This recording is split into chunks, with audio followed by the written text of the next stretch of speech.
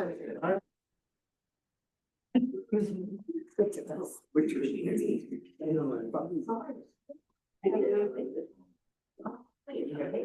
there right here.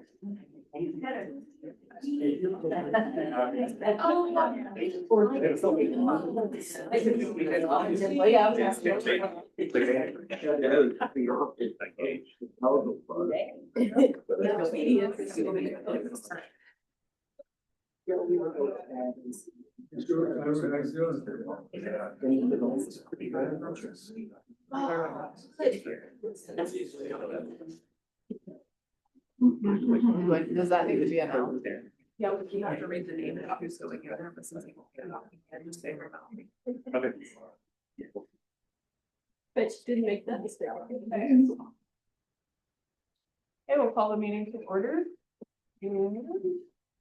This evening will. There's no invocation. No invocation, okay. We'll begin with the pledge of allegiance. The pledge of allegiance to the flag of the States of America, and to the republic for which it stands, one nation, under God, indivisible, with liberty and justice for all. All right. Well, this being a special meeting, on the agenda this evening, we have 2 executive sessions, and we'll be beginning with executive session number 2, with Levi attending remotely. So I could make that motion. Yeah, we have to go ahead and read the motion. Right. Right. Invited. Typically, I don't. Sure. I move that the city commission recess into executive session to discuss confidential business data or trade secrets of a business, KSA 754319B4, with Amy Lang, Justin Farrell, Tim Bimes, Levi Owen, Brooke Owen in attendance, and to reconvene in the city commission chamber at how many minutes? 115, whatever you think. Okay, let's go 5:45. Second. Okay, we have a motion by Commissioner Hutchison, second by Commissioner Lambert, to adjourn into executive session. And noting that Levi will be attending remotely for that session. Any further discussion? All in favor? Aye. Aye. All opposed, same sign. Motion passes.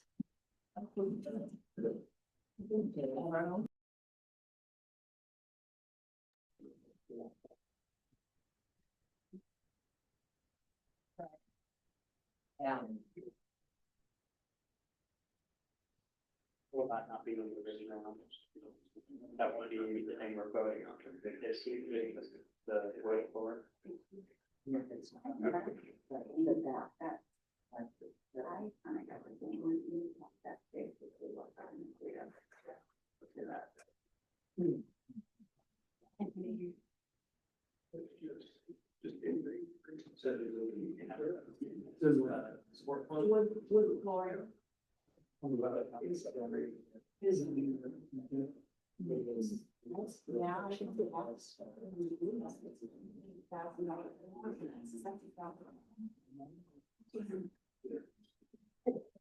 Right, no action was taken.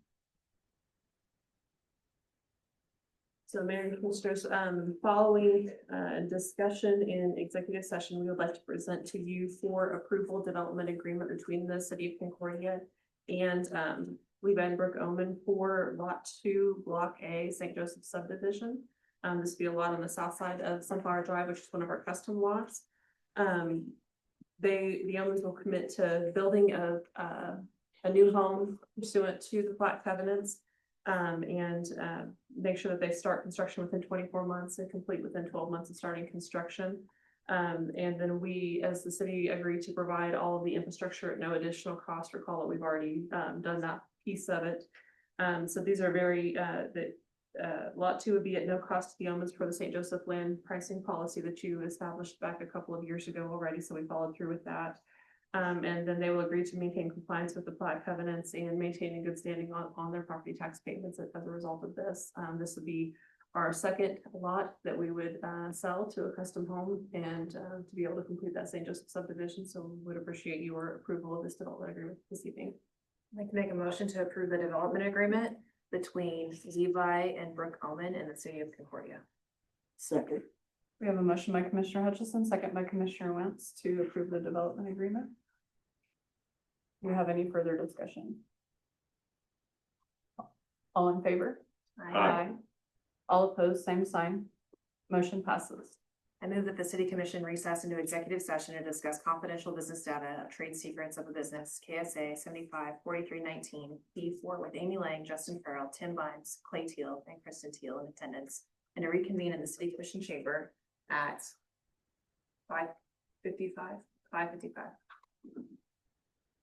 We have a motion by Commissioner Hutchison, second by Commissioner Wentz, to move into executive session. Any further discussion? All in favor? Aye. All opposed, same sign. Motion passes.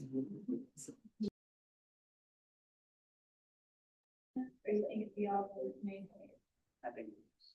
I don't. That was a really slow reaction. Some kind of, town hall meeting should take place or should have to be, or whatever. Feel it's better to That, like get our thoughts written down and then present them rather. Rather than like- Other than let people that they're kind of into it first. no. Yes, I agree with that. Because I've already been. People, I think. I know.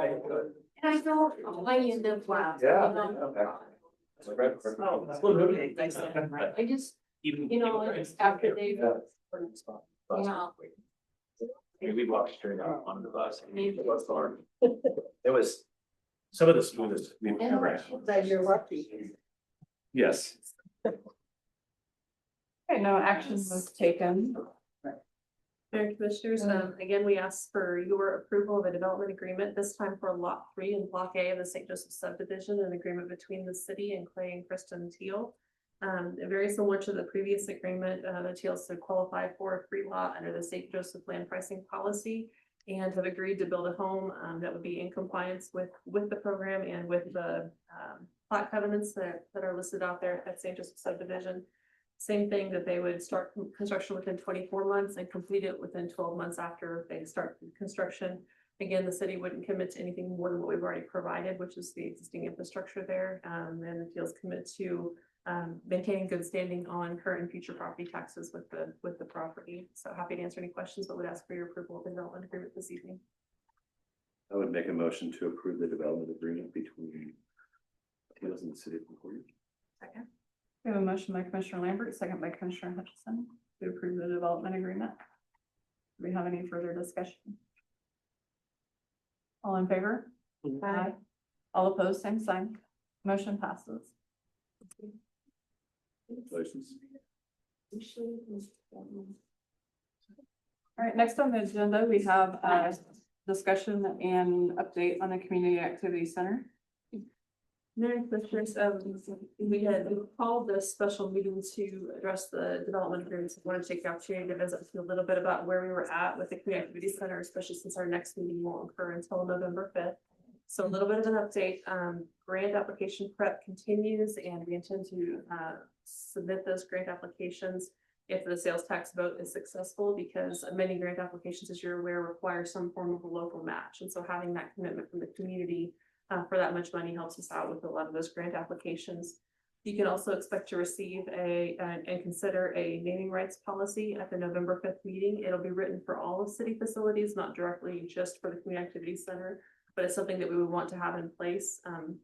Again, if the sales tax vote is successful, we want to have that in place so that we're prepared for the commencement of a fundraising campaign at that point in time. We mentioned that the vote is November 4th related to the sales tax, and the full text of the question can be found on the city's website on the Parks and Recreation page. There we've chronicled a history of our work since we began seriously discussing the proposal, and chronicled the work that's been done since 2022, including the basic floor plan that you see posted out on social media, as well as kind of a rendering of what the front of the building could possibly look like. We continue work on design build RFP with an architecture firm or a builder firm that was partnered with an architecture firm that can help us through that process. Again, based on some feedback that we've received from some firms, they recommend that we wait until the successful passage of the sales tax vote to engage with that firm. And that way they can be sure that the project is going to go forward and they can put forth their best proposal for us. The city has embarked on an information campaign. Recall that we cannot support or ask people to vote one way or another as city staff. That's not within our purview, but we can provide information to make sure that everybody can make an informed vote on November 4th. So we started with that. Again, as I mentioned, the city webpage, the Parks and Recreation webpage on the city's website has that information. And then we did just begin the information campaign on social media with our Facebook page, kind of a question of the day that's based on some frequently asked questions that we've gotten and based on some of that basic information that's on the website. It also encourages people to go back to the website to read the full information so they're fully informed. There are some committee members that have been promoting the project, and so they've been affectionately dubbed the Vote Yes Committee. So we thank everyone for their work on that. And they've been promoting it. There's been some questions that have been posed on Facebook, and that's one thing that we wanted to discuss a little bit with you this evening. So some of the questions that we've received center around CASHA compliance on the gyms, and we've been trying to get that information accurate out there. So the gyms as proposed are not fully CASHA compliant as we've discussed, but they are the correct size of the courts. And then as you discussed last time, if sufficient fundraising exists, to be willing to entertain the wooden floors for an additional $250,000. To get to full CASHA compliance, it costs an additional $3.9 million. We discussed that at length and made that decision. And the summary of that decision is on that city webpage as well for everyone. There were some questions related to the scope of the project. There have been several proponents asking for an indoor pool, and if that had been discussed and considered. It was discussed very early on with the Strategic Doing Committee and was decided that that would add a tremendous cost to the project. And what we're seeing for cost estimates for that would be between $4 and $9 million, depending on what was included in that indoor pool, in addition to what our current cost is. And so we took the lead from your discussion about trying to drive those costs down to help the project be successful within our community, so that we did not proceed with asking you to include that in the scope for this project. So presently it's not there. Some of the conversation has centered around, could it be added later? And that answer is it's possible. Anything's possible. So if you'll recall, when we started with the Community Center, we started with a 54,000 square foot facility. We've now driven that down to 35,000 square feet, which means the smaller footprint on the site, we can shift that one direction or another. If we shift it as far south as possible, while still providing for the off-street parking, that should leave sufficient room on the north that, let's say in the future, we were able to fundraise those dollars, we could add on something like a pool if the community wanted to in the future. So wanted to discuss that option with you tonight. Is that something that you want to put out there, or do we want to stay just very focused on this, that this is the scope right now, this is what we're voting on, and shy away from that possibility in the future? How would you like us to proceed with answering those questions?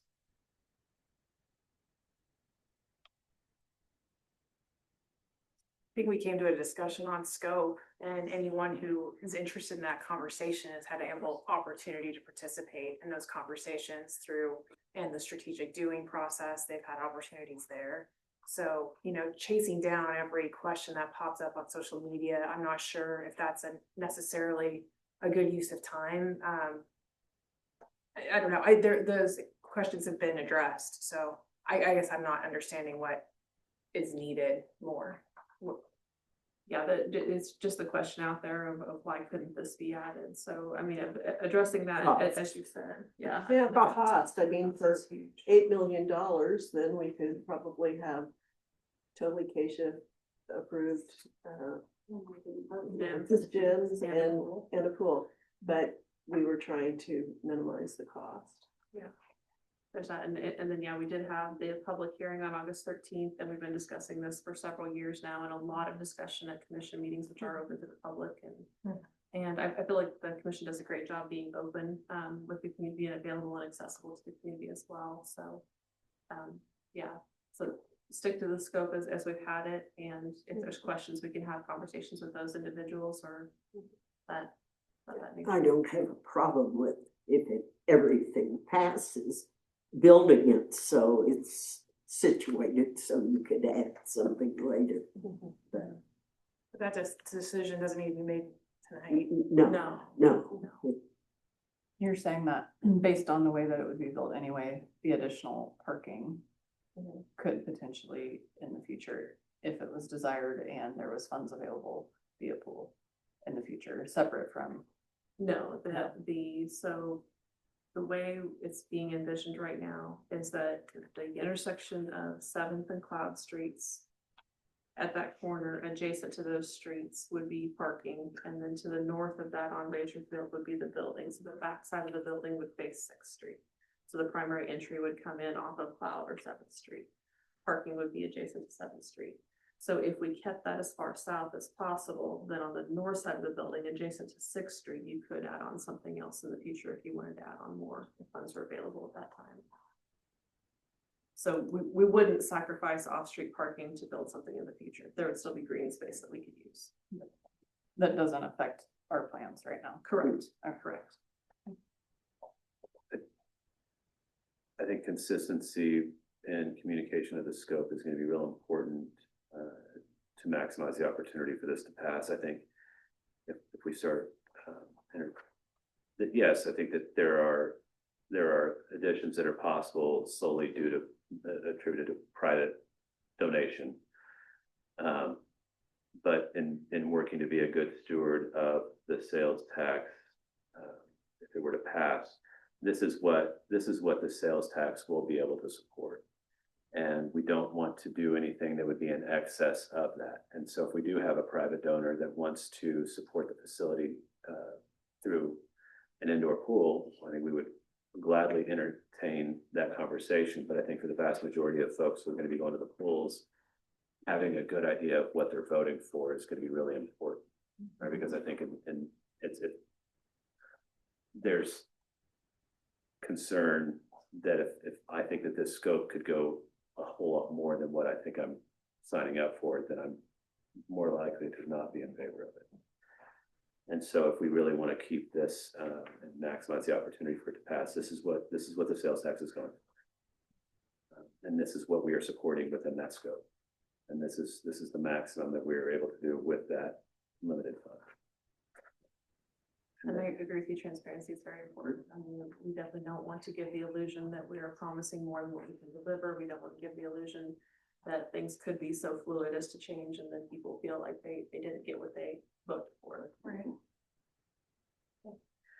The third question that has come up really frequently, and this one may need some discussion there, and there's a memo at your tables to help support the conversation.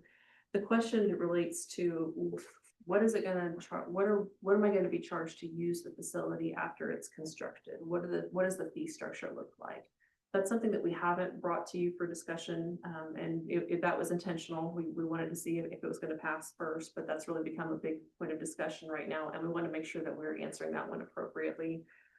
So we have had some internal staff discussion and bring to you some options. We don't expect you to make a decision tonight, but I want to make sure that we have the discussion so that we know the options on the table. And again, we probably wouldn't ask you to come to this decision until we know that it's for sure going to go.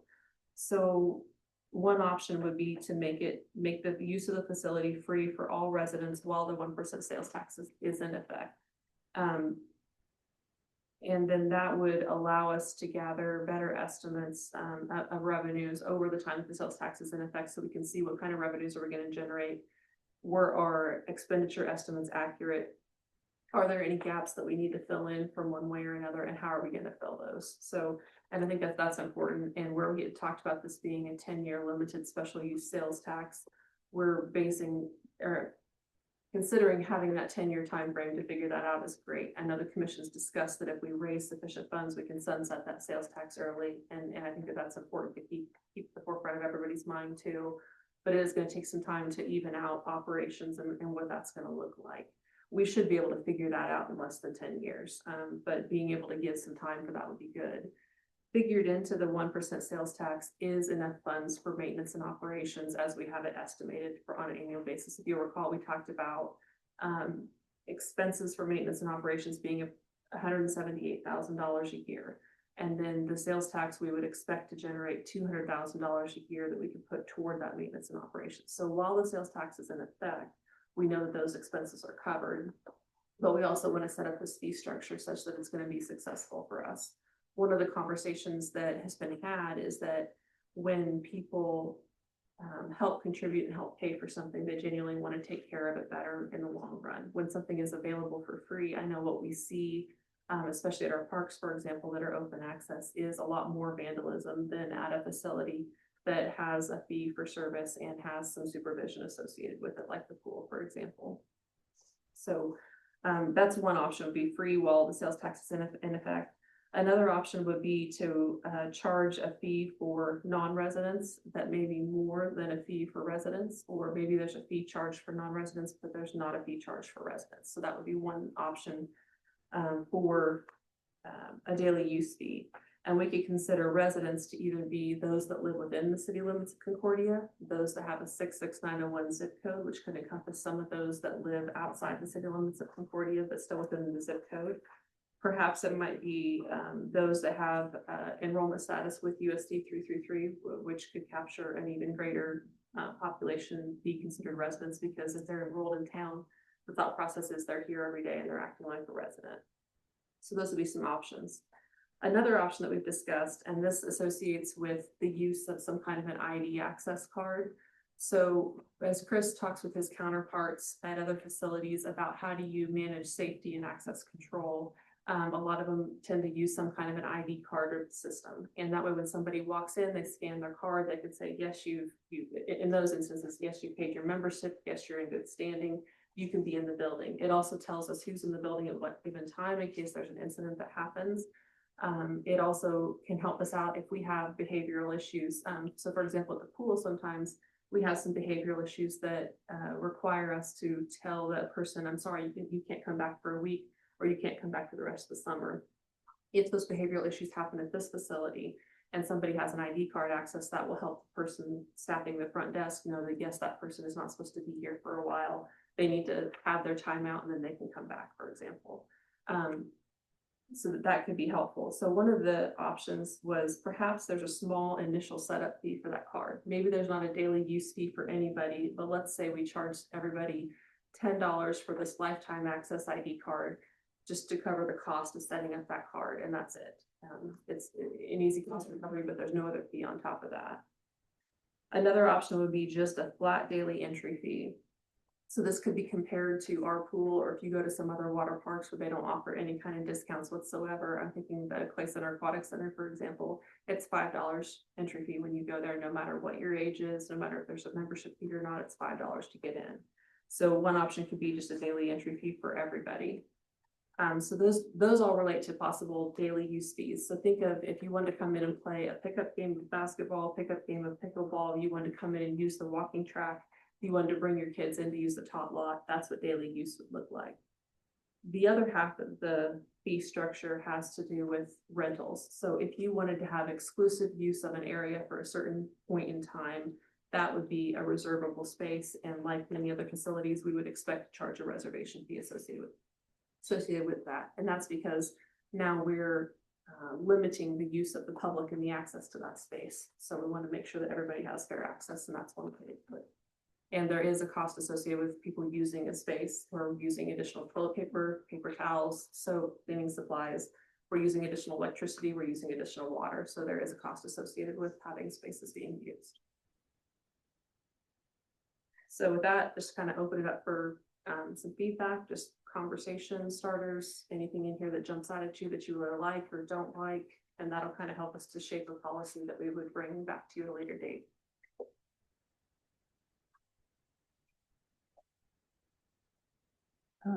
And for security, I think it may make sense for people to scan a card, like some gyms have the little, I mean, they don't have a picture or anything on it, they just scan it on their, it's usually attached to their keys when they come in. However, if you have, I mean, in other towns, when you go into gyms, there's a lot of people that walk right by and don't scan their thing. So I don't know that that would really prohibit those things from happening any differently than having it managed at the front desk.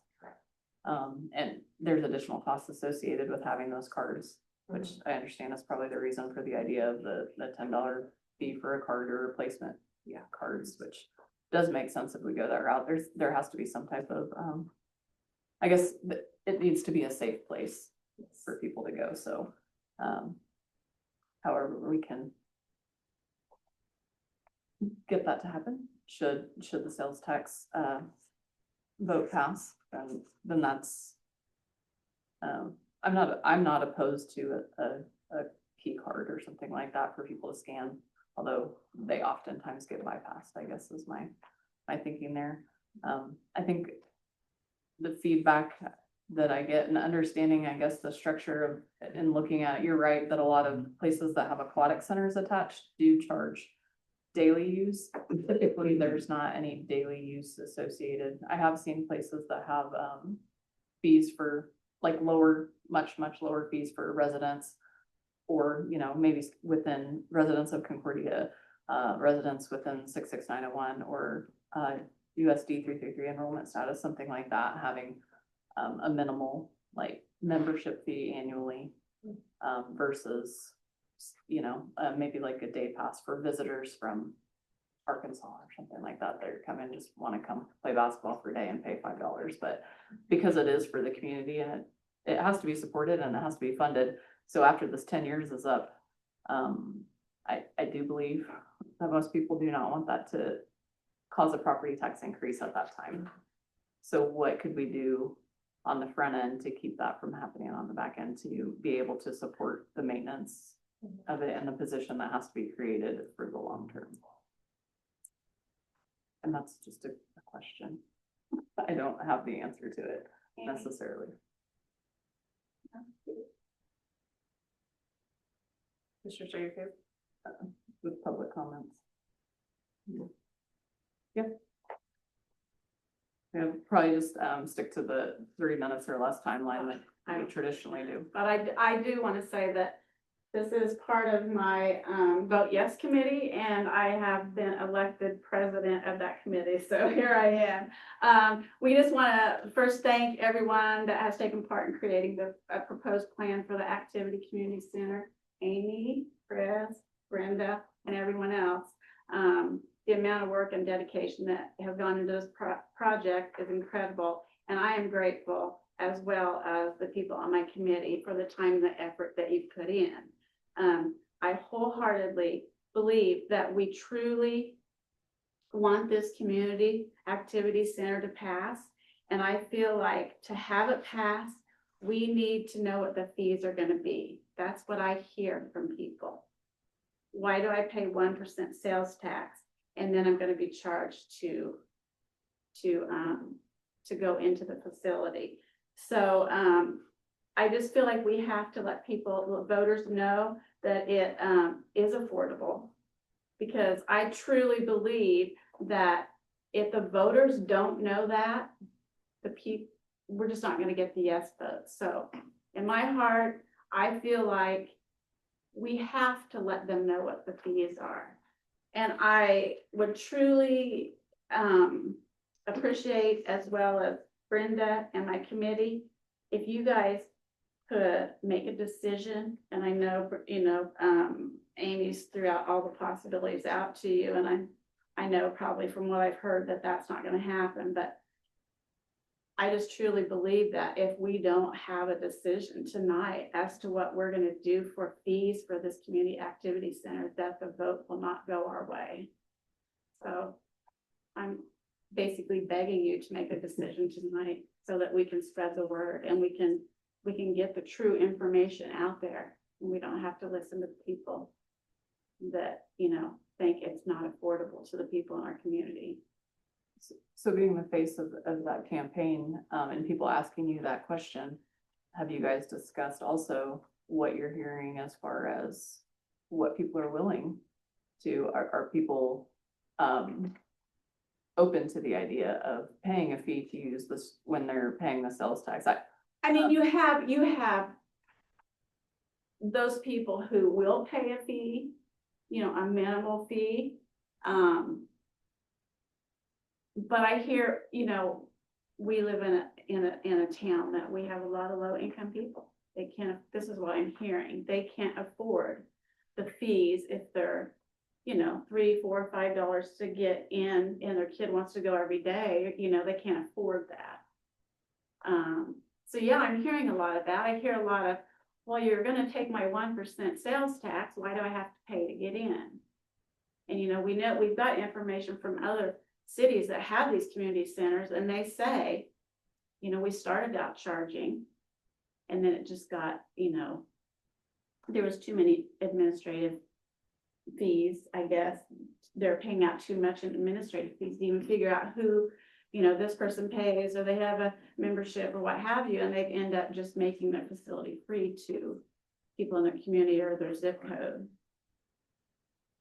So with that, like I said, I'm begging you guys to make a decision tonight because I really want this to pass.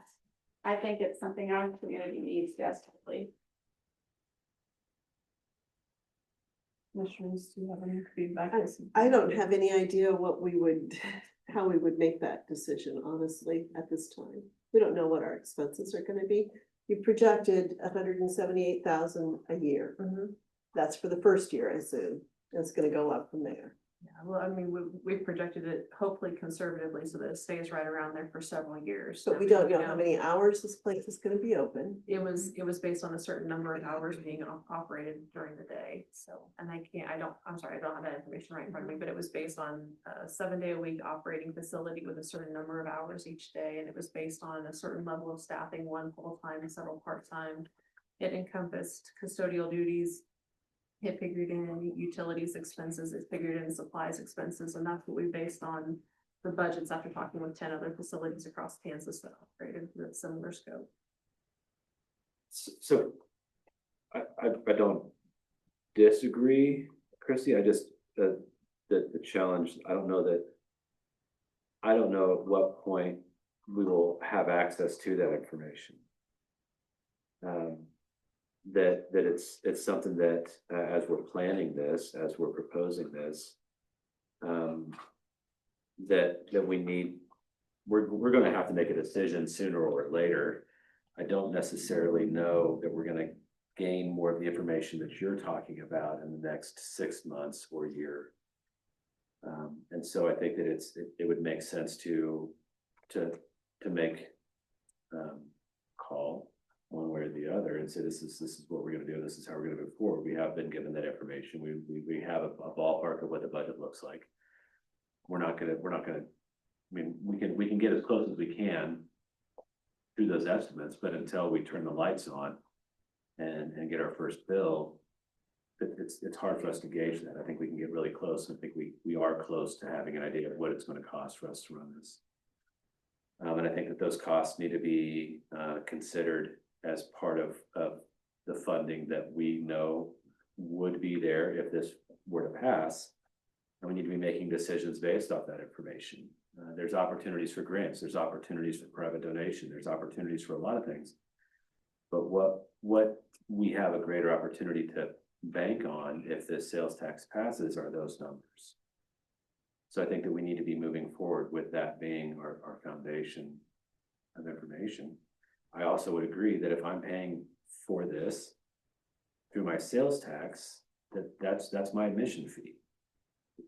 By supporting this in a sales tax, that's my access point.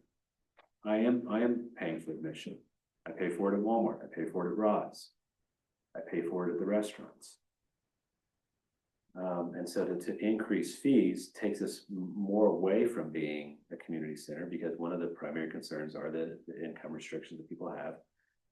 Very few people have more money to spend now.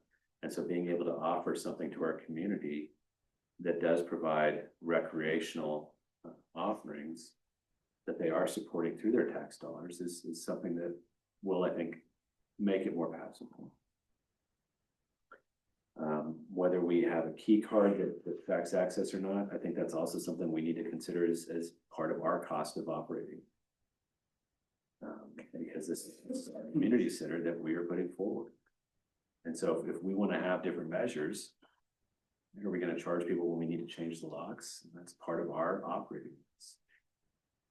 We will have a 10-year window to sharpen our pencils and to figure out after that, do we need to look at increasing our rental fees? Do we need to look at increasing daily use fees?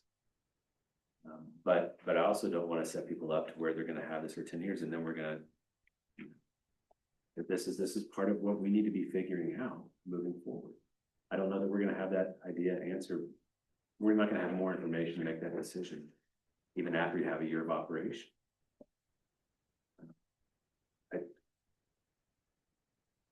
I don't know how many variables we can go into this election with. And so I think trying to reduce those variables to the greatest degree possible increases, at least people know more what they're voting for or not.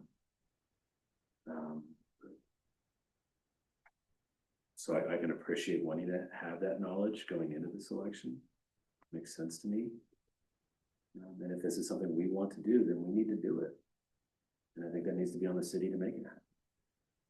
There are going to be those who voice the concern if we're not charging for admission, and that takes money away from us being able to work on some of the other projects that we have. So there's going to be an equal argument against that, right? But that's part of what we're having a conversation. This is we're going to provide the most clear information we can. People can make the most informed decision they can as to whether they want to support this or not. So I don't have a problem with the first 10 years being free, but I think we would need to set a fee for if you lose your ID card or throw it away or whatever, if you get a replacement, then it's going to cost you. If you're going to rent the facility for something special, you need a fee. But just the basic get in type thing, it's like a park. And we generally operate as such. We do Right. charge for special events like we do at Right. Plaza, but we treat the Plaza like a park. Because that's what it is. It's a public space that's supported. But if you're losing, some kid loses his key card to get in every week. Or every time. Every time. It's like Or a the- debit card that loses. What's, $10 again. Yeah. I should know this. I know that there have been other individuals who have served in the library board. First library card's free, right?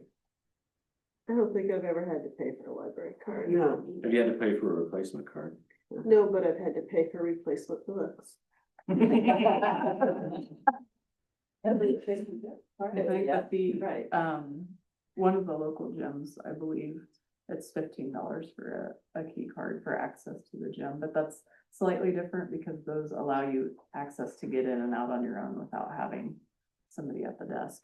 And that's also a And business it's a that's not being business. supported with Absolutely. over tax law. I wouldn't But that be, key fob has, like, for my gym, it has, that registers me every time I go in the gym. You're talking about accountability. Mhm. When I click in the electronic off my fob, then Russell entered that gym at this time.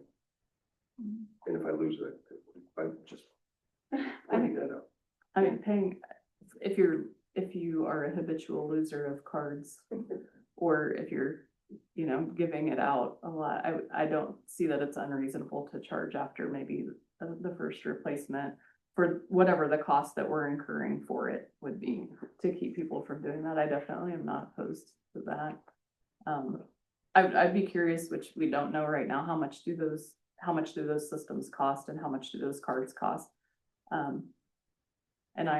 But for me, that's all stuff that we're gonna have to figure out as part of the cost Right. of doing business. Mm. And ultimately, we need to be able to know going into this, that's something that we take care of on our. And so we need to factor that into the cost of construction. We need to factor that into the cost of operation, which needs to be supported with the sales tax. And so I think that's on us. The voters need to be supportive of the sales tax. After that, their sole responsibility is to enjoy it and to take care of it. In terms of being a good steward of it, it's our job to take care. I like the idea of residents, not having any fees, but also people within our zip code or kids that are enrolled at the school. For those kids that, maybe their parents are working in town and they want to go play basketball for a little bit. I definitely don't like the idea of a daily entry fee. I feel like that is, too difficult and cumbersome. If there was any type of fee associated beyond, after the 10-year, it makes more sense for it to be an annual fee. That's just paid once a year versus trying to collect money every time somebody would go. But I like the idea of it being free for that 10 years. My concern is finding money in the budget for maintenance and, upkeep, keeping it going, keeping the lights on there beyond the 10-year period and, being able to absorb that into our current budget, which I mean, I would hope that we could do that. But I don't know that we can control that right now, 10 years earlier. But I personally do like the idea of 66901 USD enrollment, current like residents within our town to be able to come and use it. I'd be more supportive of just residents, the folks who are gonna actually vote on the ballot initiative and USD 333. If you think of 66901, it goes out 8 miles, wait, 7 or 8 miles. And so, you know, what's the difference just across the street or just across that road? You know, and I don't know, it's just too much of we're a small enough community that, you know, if you're thinking, I just think people who are making the vote on it are the ones who should have that free access, because where do you stop? We're a small enough community, everybody comes into the community, so do you go county, do you go, you know? Right. 66901's really big. It is. And that, I mean, a lot of those people shop here, but a lot of them shop elsewhere as well. Sure. I think that's a fair argument, because that is, it's expansive. But those people, you know, when you're looking at USD enrollment, is that the children only, or is that the children and their families? That, I mean, getting in the weeds of it, but. Yeah, I mean, I feel like we're not, we're not a little unprepared to make a decision on this tonight, just having this, we're just saying this information. So this is I'm not incredibly prepared to make a decision on something like this without thinking through all those variables, and we just haven't had ample time to do that.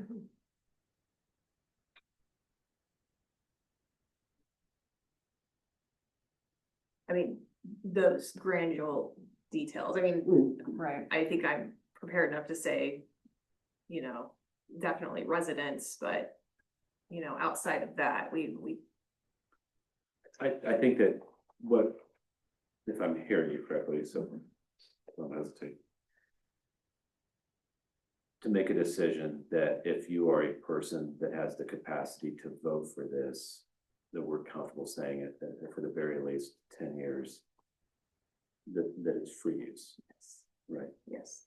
Outside of that, and ultimately, those are not the people who will be making this decision. We have time to figure that out. Yes, that's exactly what I'm saying. Is that a consensus across the board for now, for tonight? I believe so. I mean, I think it seems as though we're all on the same page of residents for the first 10 years, certainly. And if we can expand that, then we'll have that conversation, but for the purpose of the voters. Christie, are you comfortable with that? I mean, Not entirely, because I do think that there is a benefit to charging for access for ownership. I mean, just for responsible use of the facility. What about the setup fee? Like if it's $20 to get your card, Yeah, you know, that's per family member, yeah, per family. that's an member. investment, but you would take it Mhm. more seriously. But doesn't that become prohibitive for some families in our community to be able to access this, where we're promoting this as a community activity center? We pay for pool access, you know, how is that different? Well, I mean, my hope would be that this will be more revenue neutral than the pool, and so I think that with the concern would be that I think that's where we try to do that, to just minimize the bleeding at the pool, which is a little bit different. I think we'd also have higher staff that we're paying for at the pool than we would here. So my thought of that, you have greater costs for a shorter window of time. The people that I've mentioned the $10 deal to have all been like, whoa, I mean, like, that's an awesome idea, smiling. So. The $10 access, for the access. For the card, I mean, For the it card. only makes sense, we have to make those You calls, have to have you that know, for security. for and the security, I mean, that's property the and the answer. people in the facility.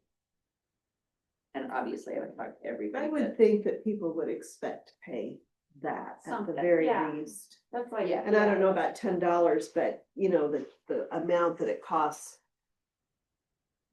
For, Is $10 minimal in those people's Yeah. mind if we're gonna use the word $10, a minimal fee? but you could use that for as long as you can hang on to it, Right. yeah. Right. So it's a one time if you're, One-time expense. and I'm sure that if it became a problem for people. I'm not sure we should promise free. Because, you know, you're gonna get somebody who says, you told me this is gonna be free.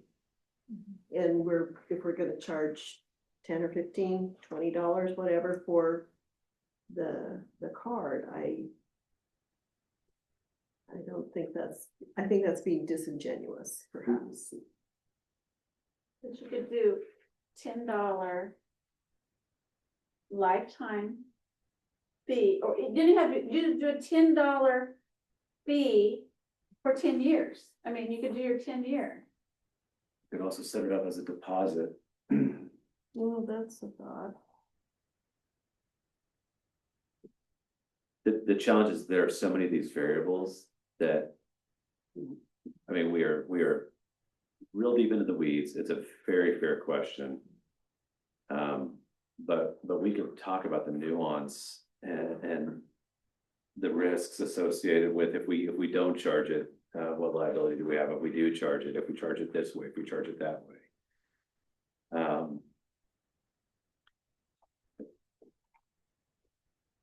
I worry that we're muddying the waters more than we're clearing them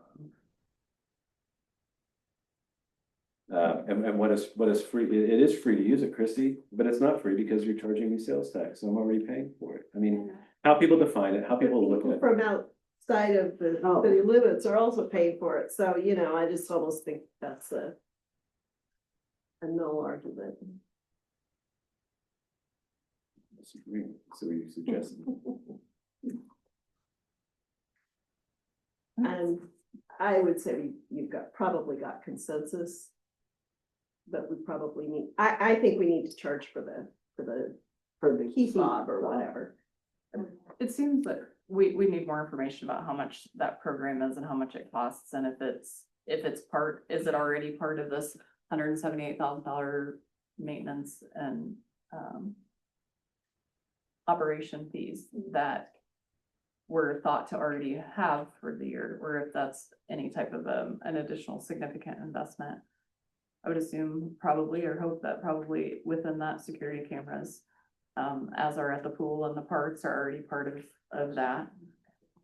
We've already discussed in previous meetings, the way I understood it, that there will be rental fees involved if you're renting out the facility. So that I think is a known thing, that already was, if you're asking to have a private party there, or you were bringing something in, but those fees haven't been established, and there's no way to do that this evening.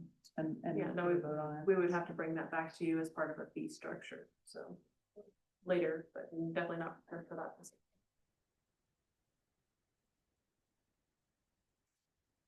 Would it be helpful if we just said, we're gonna charge a fee for the fob, A minimal fee, or the Or- cost of?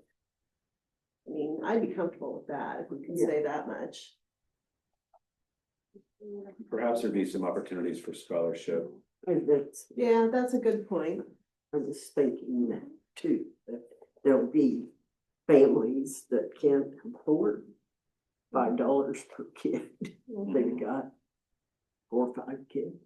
Maybe we extend that invitation to those who will utilize this. Would you like to contribute an extra fob for a family? Would you like to contribute to this?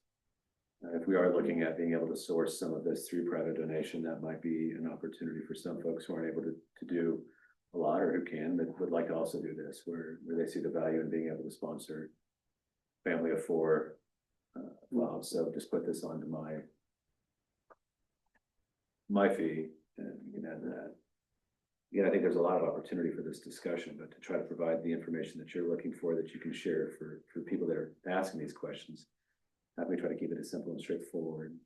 it's clear to give them the information they need to hopefully support this project. So if I understand correctly, if I can summarize. While consensus of the commission would generally be no charge for daily use for residents. For sure, we do anticipate a one-time fee to cover the cost of a key card or key fob access. Would that be accurate? But more discussion is needed as we flesh out the details of the rest of the fee structure. Does that give you the information that you need? Can we word it as a proposal? I mean, is there, Considering. you're obviously saying you can't actually move and actually do something, but are there words we can use that would give them some satisfaction, or you get where I'm going? Well, so I guess maybe the question is, what wording would be helpful for you to be able to provide that assurance?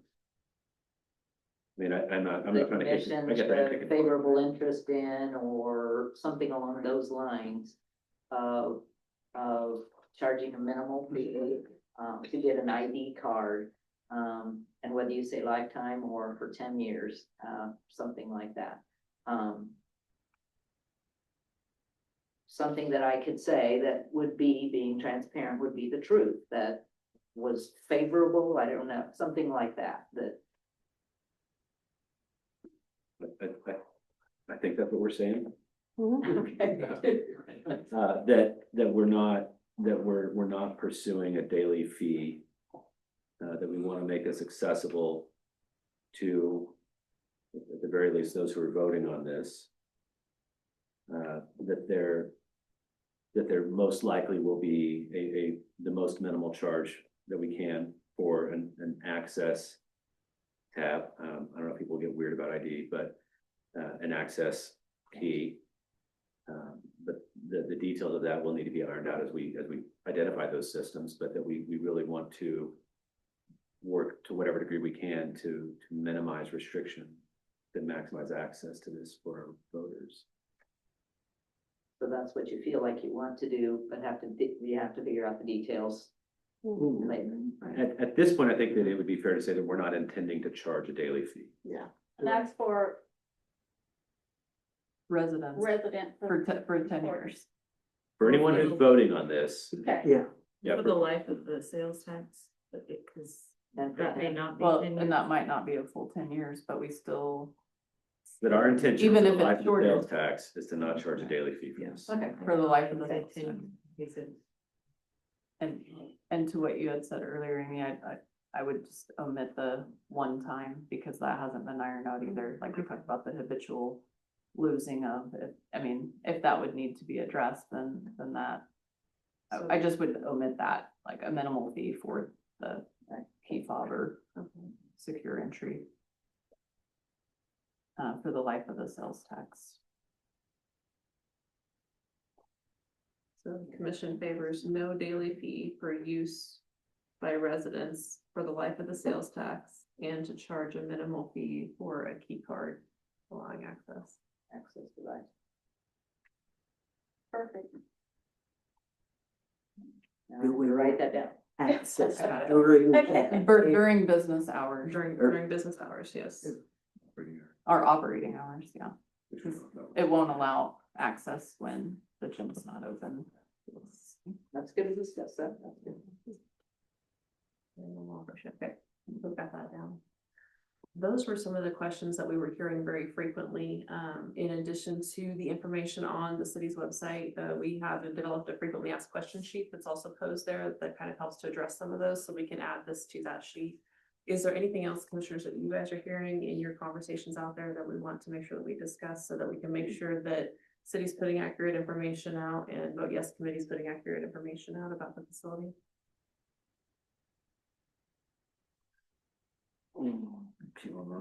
I think that this project is not meant to take the place of our academic facility. It is meant to support our community as a whole, and we believe that this does that, but it's not meant to, and it's not intended to supersede any project that they may have on the horizon for any of their facilities work, but we do want to work with them and to support them in those efforts. The consensus of the strategic doing committee was, we were trying to build, something that could,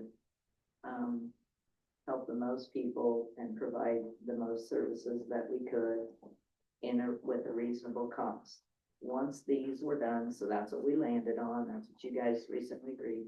And then the consensus was, once it's done, AUSD, we have some gyms that you could use them if need be, and whatever would help you, that we know we can't satisfy your needs, and we've never, ever thought we could. We're not supposed to be doing that, Right. but we very, very much want to help them in whatever way we could. What that way is, we tried to iron out, and we're to that point of saying, this is the way we can help you. It may not, it's not gonna be for tournaments, it's not. And it's not designed for that. No. It seems as though as well, I mean, part of the purpose of getting the cost down and trying to potentially sunset early with that is to free up, Yeah, avenues right, for those things Yeah. to potentially happen.